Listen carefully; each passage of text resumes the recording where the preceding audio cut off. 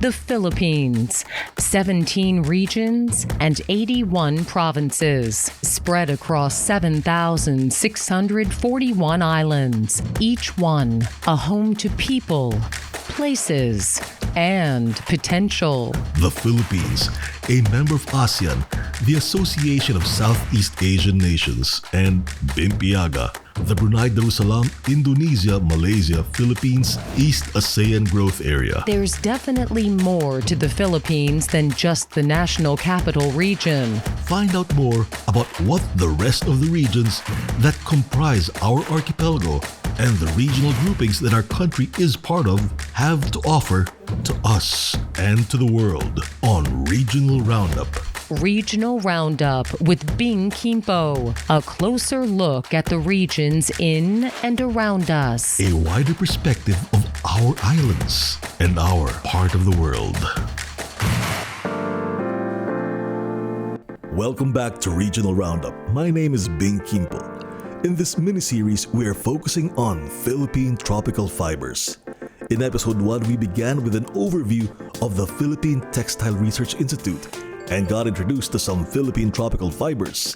In episode 2, we found out which of our regions produce these fibers, what these fibers are used for, and what we're doing to take advantage of their availability here in our country. In this episode 3, we'll discuss the demand for our Philippine tropical fibers. Again, our guide throughout this discussion is Celia Ilumba. She's the director of the Department of Science and Technology's Philippine Textile Research Institute.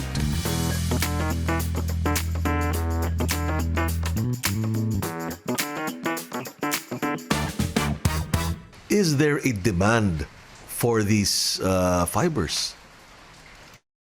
The demand is on the fiber obviously is demanded of the yarn, which is demanded of the fabric or the non-woven material that is going to be made of. That is where the demand really is. In fact, people come to us asking us, where can I buy the fabric? Where can I buy the yarn? We are a research and development institute. We're not factories. We're not manufacturers. So we are just filling in a supply chain gap by producing them in our innovation center for yarns and textiles. And this is why we developed or established the RIPEX. So there is a real demand. I mentioned that we have 1.8 million government employees. That 1.8 million government employees will need 20 million meters. 20 million meters mean a humongous sum. It actually means that we need to have 71 RIPEX or 7 commercial scale millers. The demand is there. When I say demand, that's a captive market. That's a captive market, but obviously you want to give that captive market something that is marketable, something that is likable, something they will like. We can't sell something that they also won't use, right? So even if it's captive, they have to be provided with something that is well worth them. Something that's comfortable and looks good. Yes, and we have to respect them as consumers because that's also you and me. So we have to have respect for our own people, our own persons. So that's the demand. That market is there. And it's not just them. The global green textile community is huge. This is actually experienced by the weaving partners that we have in Miagao in Iloilo. They were invited to a selling exhibition in an ASEAN country some years back. But because they were using polyester, even if people were attracted to the materials that they produced, the fabrics that they had, nobody bought anything. Imagine 3 days in a foreign country with product. But because they found out that it was made of a synthetic material for something so natural and so tedious as handloom weaving, they sold zero. So they understood the value of a natural material. And this is an ASEAN country. So we have one partner, the platform out of Iloilo is Panublix. This is a marketing platform. Fantastic group of young entrepreneurs who have a real penchant, a real tendency towards helping our handloom weaving, our Philippine tropical fabric community. They're selling to Europe. They're selling to already different parts of the world where they can see the demand. We have another partner who is also selling to different parts of the world. But these are not formal, they are not formally exported. There are a lot of their connections in other countries. Others they just simply do, what do they call them? They do pop-ups abroad, and they bring the product and say they sell them abroad, and there is a real market for it. We know that there are other institutional ones who are interested, because how do we know this? We have had a lot of expressions of interest from social enterprises that are based in the other parts of the world, even from Africa. They are keen to capitalize on their own raw material. They would like to have this product because they're marketing it out of the United Kingdom, out of London. They're marketing this out of America. They are not necessarily in the Philippines; they're abroad, and we know that it exists. It is definitely in demand, mainly because people are also very much concerned about the idea or the question of sustainability, about climate change, about the one planet, and all that. So to them, it's not lip service; it's the real thing, and it applies to, even the things that you wear, the shoes that you walk on, Yes, and all that. correct, correct.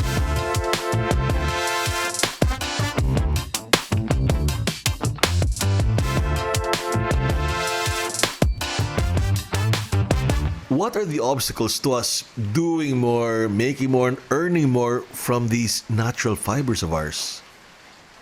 Your supply chain is not established. Our supply chain is not established. Even if we have a major company, manufacturing company, who has been in the Philippines for at least 30 years, he has expressed an interest to invest, capitalize on spinning equipment. Just so you appreciate that idea, a spinning facility of 10,000 spindles 8 years ago was costed at 700 million pesos, right? He is willing to go into investing into new equipment. I understand that there's now a new breed of equipment that can, spin the quantity that we need, short of the 10,000 spindles. The point is, where do you get your treated material and where do you get your extracted material, which I had mentioned earlier, literally is on the ground. We have to scale up the extraction, we have to scale up. And so you need to have new industries, because in itself, it is an industry. That's why I was talking about core competence. Let the farmers do their farming. Let somebody pick up all of those produce and have the science and the technology, because in principle, it makes a lot of sense. But you need to apply the technology part of this. You can't wait for these materials to be a week old before you start treating them. You will lose too much moisture. It will not have the same recovery rate. So it's important to actually understand how they should be processed. And this is where our technology actually lies. We need to scale and we need industry to come on board. So that means investment in the regions. Even if you say that we have them in different parts of the country, there are about 3 processors. When I say processors, they have only 3 big. It's so sad because you only have 3 of a commercial scale that can spin, but who are not spinning the natural textile fibers because they need at least 1 ton a day. And so it goes back to your supply chain. Where is that 1 ton feedstock a day for them to even consider producing the PTF? This is one particular mill. The others are not quite there because it's a captive market. There are so few that they really are not looking into this. So it requires a new breed, a different breed of capitalists, of investors that will look at this from a developmental perspective, but certainly one that will make money. That's the first rule of sustainability. It has to be seen as a business proposition and not as a kawang gawa.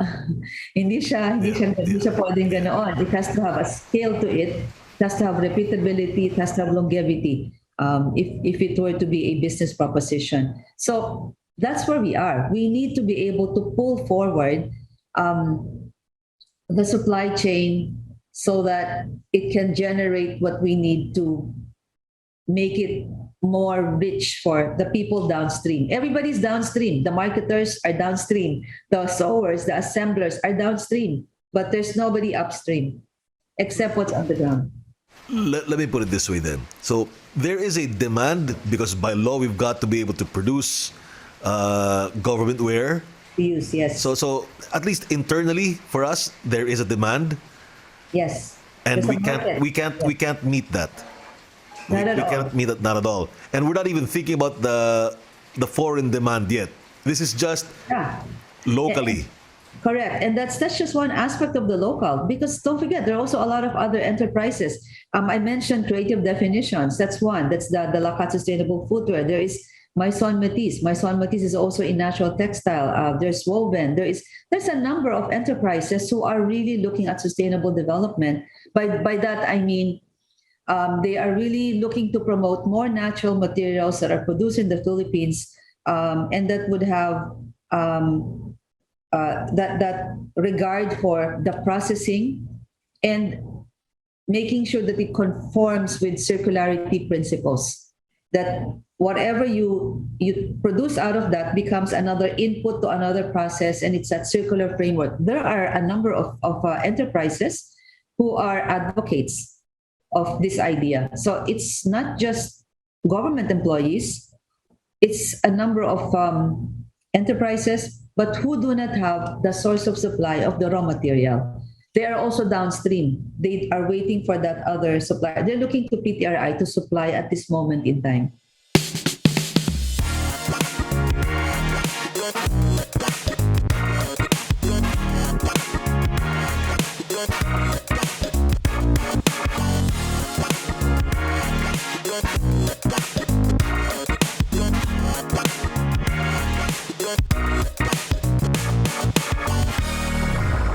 I'd like to think a bit more optimistically, I suppose, and I'd say that what we have is a happy problem, simply because at least we know that the raw material is there, the end user demand is there.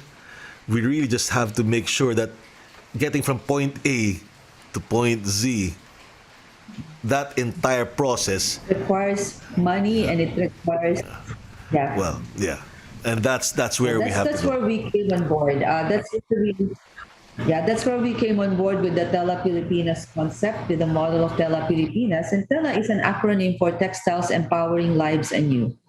And the whole goal is we're using textiles as a linchpin, just as it was used in 18th century England, where there was no industry. I mean, the beginnings of in the 18th century, there was really no electricity, no machinery, but textiles became the linchpin of industrialization in a sense. That was what was exported to the different parts of the world. And what we just don't want to duplicate is the unfair trade practices, the labor practices, the pollution that happened of air and water. And we have, in other words, we're in a very good place because we're starting from the ground up. So very, very small scale. And the goal of Tela Pilipinas is to capitalize on what you find in abundance in a particular location. But what was the first, I consider this our Hansel and Gretel moment. Our first indicator of that crumb really are the handloom weavers.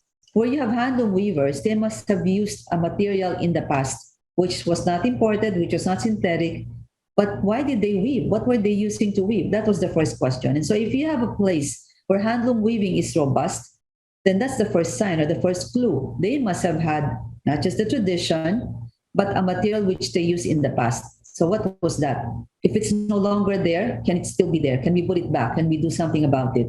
And so the first elements of the Tela Pilipinas is to really locate or identify where the weavers are, what the source of material is there, what is available. And this is why we were tracking the country stat reports of a PSA for the fibers that are there, and for the fibers that we can use for spinning.